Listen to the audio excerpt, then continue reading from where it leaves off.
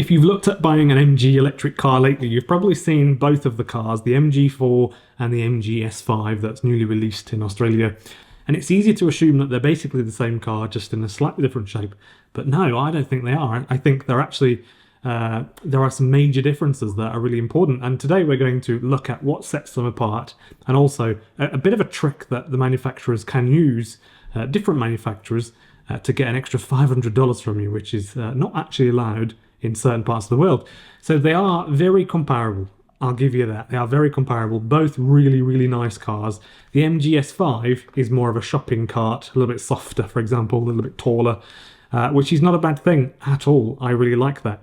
I've been talking about the power that basically even a slow electric car has, and they usually seem to be a little bit more powerful than they need to be, in my opinion. The MG5 has only got one option for power, so it's 125 kilowatts or 170 horsepower. I think that's a really healthy amount of power. If it was a petrol or diesel, you would say that's a quick car. So less options as well to make it a bit more efficient to produce in the factory, and a little bit simpler for them to deal with, I suppose. I'll compare the cheap options, basically, of the MG4 and the S5. So we're talking about the cheaper one with the cheaper battery, cheaper trim, and then I will also mention the other ones as well. The MG4 comes with a 50.8 kilowatt hour usable battery, and the MG S5 has a 49 kilowatt hour usable battery. Both weigh similar amounts, only a few tens of kilos between them, whereas the MG4 can have two motors, one at the front, one at the back. For example, if you get the X Power for an extra, I think it's like $14,000 or $10,000 or something. The MG4 has 4 different trims, and the MG S5 has 2 different trims, and the MG4 is a bit smaller, closer to hatchback in size, I think, the MG4. The MG4 also has 350 kilometer range. The MG S5 has a 340 kilometer WLTP range. So they're really, really comparable at this point. I want to talk for a second a little bit about the MG S5. So if you look on the website, when looking at the MG S5, you can choose which type of trim you like. However, you pay more for the expensive trim if you want it with a bigger battery. And presumably it's because you've got more money to spend, and they know this, so they make you pay an extra $500 for the expensive trim. And you can point that out in the dealerships to try to get that knocked off, because actually I know in some countries that's not actually allowed. I think a lot of people wouldn't have an issue with it, but just know that some people, it's not allowed in some countries. So it's not the most amount of money, it's $500, but it is blatant. And that's a lot when you add that on to every second customer, for example, if half of them buy that car with that battery. $2,500 difference, that becomes $3,000 if you simply want that nicer trim with a bigger battery, basically. I've asked them directly 5 times, where does it go, that $500? Is there any other part of the car that affects that price?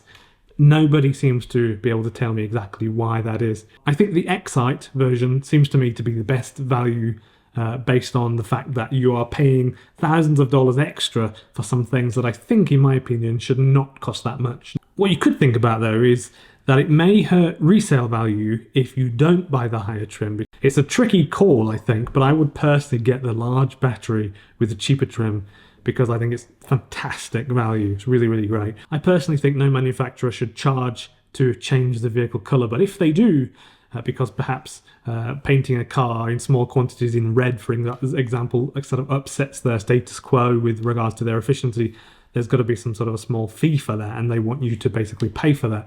I still don't really agree with the charge. Kudos to MG, they've only asked for $700, and when you ask for red, if you buy a Tesla, for example, a Model 3, it's I think $2,800. Is it? No, Model Y, for example, $2,800 just to change the colour to red rather than white, and that's an issue. For some people, colour is a decision that's connected, a lot with safety, and for others, they don't simply care about that, I don't think. But the simple data is black cars are more dangerous, with 12% higher crash risk than white, and also silver, grey, red and blue also carry a higher risk of about 7 to 10% more crashes than white. So that's just a little bit of extra information for you. So the MG S5 is 4.67 meters long, and the MG4 is 4.28 meters long.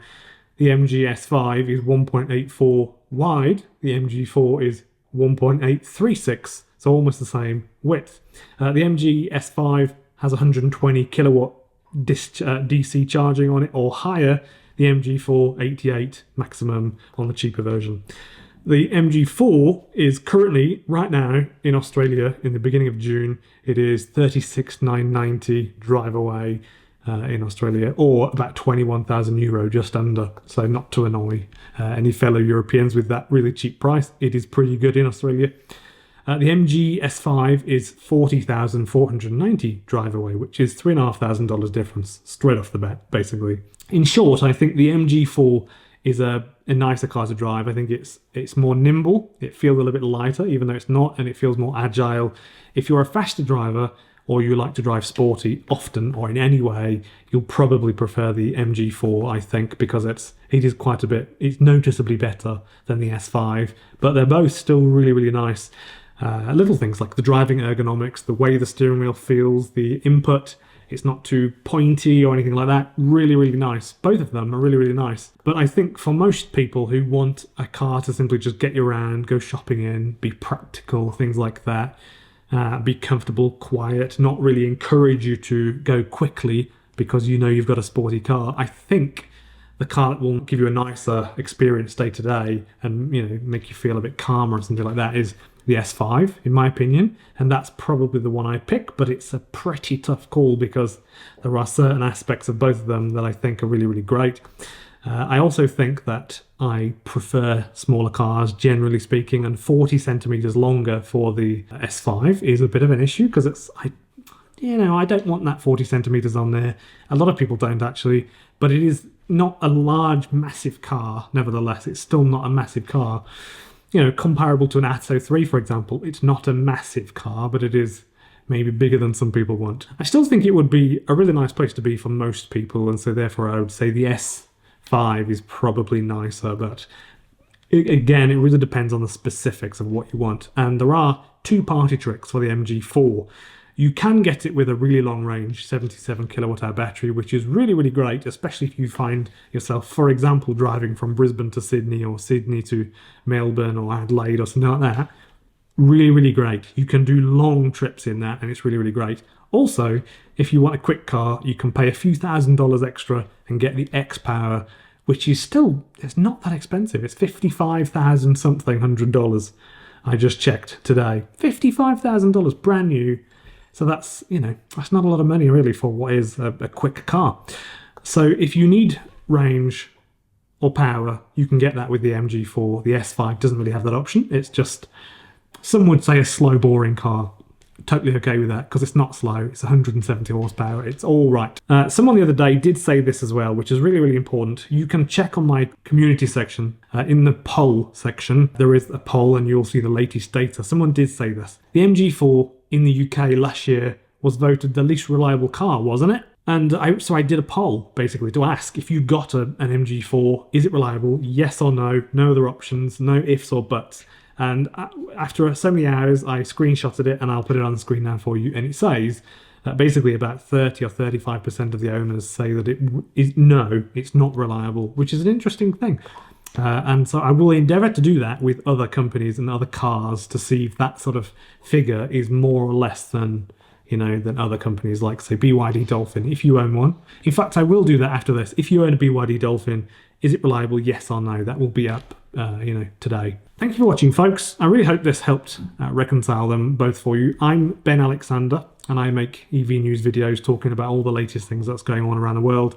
Feel free to join on YouTube as a member, so you can be an actual member on the channel, and there are some extra benefits to that. Or you can subscribe to the channel on YouTube. Any questions, anything at all, put in the comments below. I will get back to you, and usually someone else will comment before I get the chance to.